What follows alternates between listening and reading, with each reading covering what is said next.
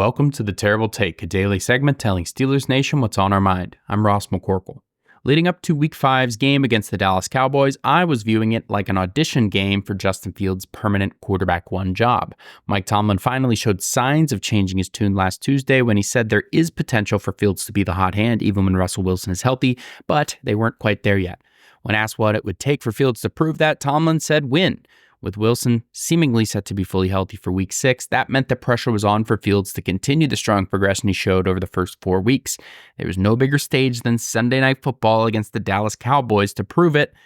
It was likely one of the most watched games of the season. Unfortunately for Fields, he had the worst game of his brief time with the Steelers so far. He had 2 touchdowns to 0 interceptions, but he only accounted for 158 yards of total offense, and he had at least 3 plays that could have been turnovers that he got pretty lucky on. Things could have looked much worse for him, and they still ended up looking pretty bad.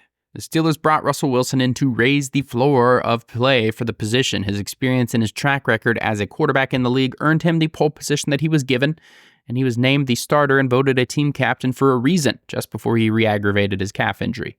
I think the Steelers would like to see Wilson operate the offense, and there is no better time to make the move than now. They can always go back to Fields later. I think they saw enough from Fields to suggest he could be a strong consideration to be their 2025 quarterback. But the 2024 team wants to win now, and the offense they put out on the field last night won't be winning much of anything.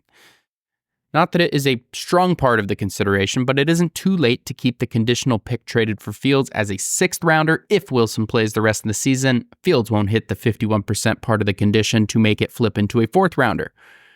They will likely still use him in packages if they end up moving on to Wilson, as they have now a pretty good idea of the situations he excels and the situations he struggles. That can still be a weapon for this team, but it is time to get quarterback 1, Russell Wilson, back in the mix.